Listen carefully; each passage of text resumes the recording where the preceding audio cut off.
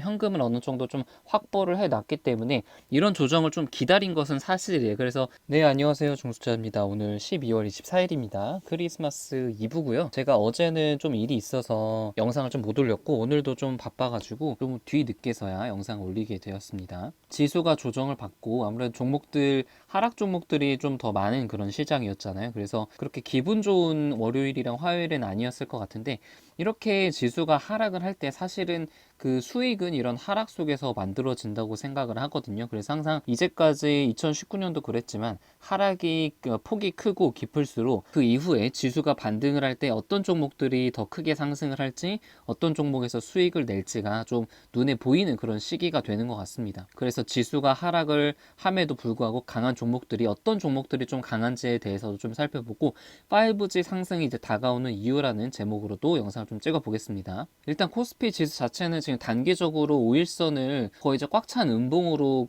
깨고 내려왔기 때문에 단기적으로 좀 조정은 좀 불가피해 보이죠. 그래서 지금 2190으로 끝났는데 2100 중반 정도까지는 좀 조정이 보이지 않을까 하는 그런 개인적인 생각을 해보고, 코스닥이 훨씬 더 많이 빠졌죠. 확실히 코스피보다는 코스닥이 더 약한 모습을 계속 보이고 있고, 이것도 지금 꽉 찬 음봉으로 끝났기 때문에 조정이 나올 수는 있지만 제 생각에는 여기서 지금 쌍바닥을 만들었기 때문에 620을 깨는 더 큰 조정은 조금 나오기는 힘들 것으로 좀 생각이 됩니다. 일단 반도체 섹터를 보면은 아무래도 삼성전자가 지금 연속으로 4일 정도 음봉을 좀 보이고 있어요. 이렇게 단기간에 너무 급등을 많이 했기 때문에 지금 이렇게 급등에 의한, 단기 급등에 의한 차익 실현 물량은 나올 수밖에 없는 그런 수순이라고 생각이 좀 되고, SK 하이닉스도 좀 마찬가지죠. 오히려 이제 반도체 쪽이 조금 더 메인인 SK 하이닉스가 상대적으로 조금 강한 모습을 보이고 있지만 그래도 좀 조정은 좀 필요한 그런 모습입니다. 횟수도 보게 되면은 오늘도 장중에는 한 2% 정도, 3%까지 거의 올랐었네요.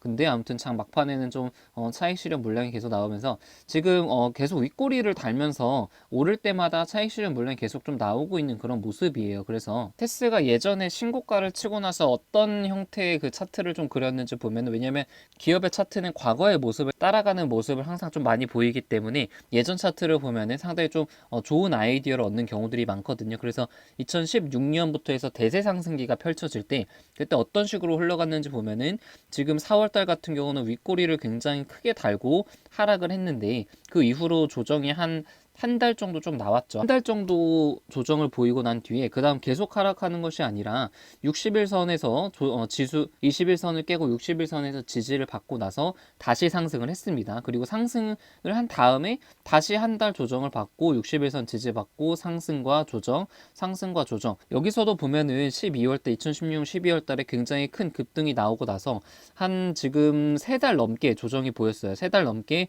조정이 보이고 난 뒤에 또 다시 크게 상승을 했죠. 그래서 반도체에 대한 저의 이제 개인적인 생각은 항상 이제 같은 말씀을 좀 드리지만 2020년에는 굉장히 실적이 잘 나올 것은 분명한데 아무래도 2019년 그러니까 4분기 그리고 2020년 1분기에 아주 가시적인 성과가 좀 나오기는 힘든 그런 섹터라고 생각이 되기 때문에 지금 여기서 단기적으로 조금 오를 수 있어도 보통 상승이 있고 난 뒤에 한 달 내지 한 2달 정도는 조정을 보인 다음에 상승을 했기 때문에 22,000원 선까지 떨어지면 그때부터는 분할적으로 매수를 하면은 나중에 좀 수익을 크게 볼 수 있지 않을까 하는 그런 개인적인 생각을. 그래서 지수가 1% 넘게 하락을 했는데 코스닥 종목 중에서 그 1% 미만으로 떨어진 종목들, 그러니까 예를 들어서 뭐 이노하일스 같은 게 0.8% 하락을 했고 다산네트워크스도 0.8% 하락을 했죠. 그러니까 지금 지수가 이렇게 많이 하락을 한 것보다 덜 하락한 종목들은 지수가 반등을 할 때 더 크게 갈 가능성이 있다라고 생각이 좀 됩니다. 2019년 거래일은 이제 거의 이제 며칠 남지 않았죠. 근데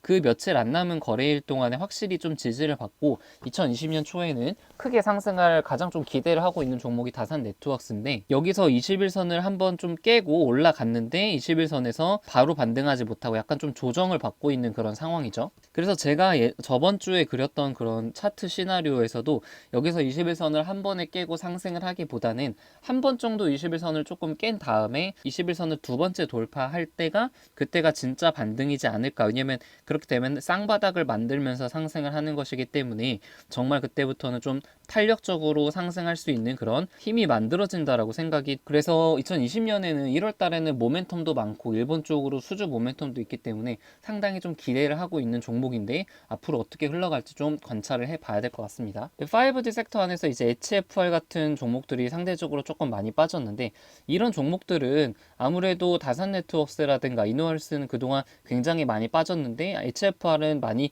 빠지지도 않았고 그동안 상대적으로 좀 강했잖아요. 아무래도 그런 측면 때문에 지수 대비 많이 빠진 것이지, 기업 자체에 문제가 있거나 가치가 변해서 지금 이렇게 빠진 거라고는 생각이 되지 않고 있거든요. 그래서 이 추세선 하단까지 오게 된다면은 다시 또 매수를 할 수 있는 그런 좋은 기회가 나타날 그런 종목 중에 하나라고 생각이 됩니다. LG U 플러스는 확실히 지금 박스권의 상단을 조금 돌파하고, 지금 지수가 조정을 한 0.6% 받았음에도 0.3%밖에 떨어지지 않았잖아요. 그래서 확실히 지수보다는 좀 강한 그런 모습을 좀 보이고 있고, 박스권 위에서 지지를 잘 받게 된다면은 여기서 무난하게 이제 17,000원, 8,000원까지는 좀 무난하게 오를 수 있지 않을까 하는 그런 기대를 가지고 있는 종목입니다. 그래서 사실 저도 이제 대부분의 종목들이 많이 떨어지긴 했지만 종목의 하락폭이 그렇게 지수가 떨어질 만큼 그렇게 많이 하락은 하지 않아서, 그리고 이제 오른 종목은 뷰역스 같은 종목은 지수 대비해서 굉장히 많이 올랐기 때문에 전체적인 계좌는 좀 괜찮은 모습이었고요. 뷰역스는 지금 차트상으로 봤을 때도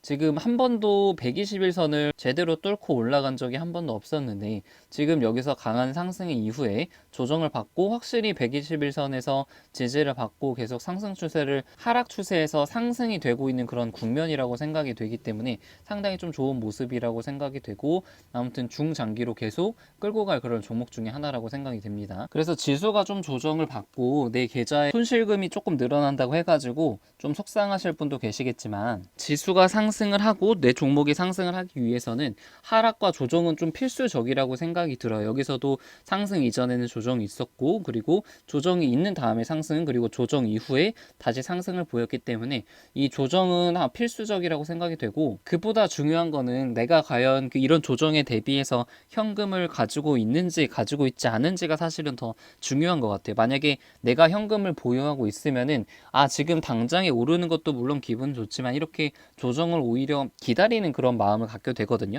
그러면 이렇게 조정이 나왔을 때 상대적으로 굉장히 멘탈이 흔들리지 않게 되고 오히려 즐거운 마음으로 비중을 확대를 할 수가 있게 되는 그런 좋은 긍정적인 면이 있습니다. 그래서 이제 다들 아시겠지만 저 같은 경우 이제 테스랑 G3BNT를 최근에 전량 매도를 하면서 현금을 어느 정도 좀 확보를 해놨기 때문에 이런 조정을 좀 기다린 것은 사실이에요. 그래서 지금 지수가 조금 더 조정을 받고 미증시가 지금 미증시가 굉장히 아직도 강한데, 제 생각에는 이 조정이 미증시까지 완전히 조정을 좀 받고 난 뒤에 본격적으로 상승이 나올 것으로 생각이 되고 있거든요. 그럼 그때부터는 이제 주식을, 현금을 본격적으로 투입을 해도 될 구간이 조만간 찾아온다고 생각이 듭니다. 그리고 이제 5G가 2020년에는 가장 먼저 좀 치고 나갈 그런 섹터라고 생각이 드는데, 사실 그동안 지수가 굉장히 강했음에도 불구하고 5G 섹터는 크게 이제 두각을 드러낸 종목이 없었죠.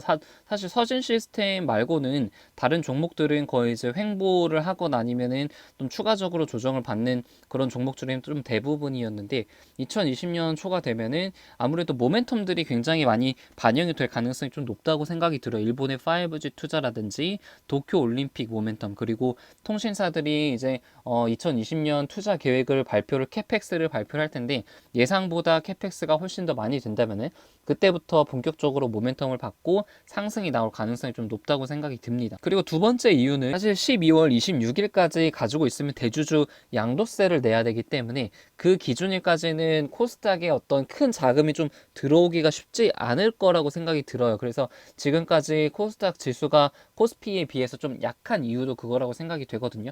근데 이제 크리스마스가 지나고 26일부터는 그런 기준일이 지나기 때문에 개인의 어떤 큰 자금들이 들어오면서 조금 상대적으로 소외되었던 그런 섹터에 자금이 많이 들어올 가능성이 높다고 생각이 듭니다. 그래서 2020년에는 5G의 상승을 좀 기대를 해도 될 거라고 그렇게 생각을 들면서 오늘 영상은 여기서 좀 마치고요. 내일 이제 크리스마스인데 이제 연말 모두 마무리를 잘 하시고 크리스마스 가족들과 함께, 그리고 사랑하는 사람들과 함께 행복하게 보내셨으면 좋겠습니다.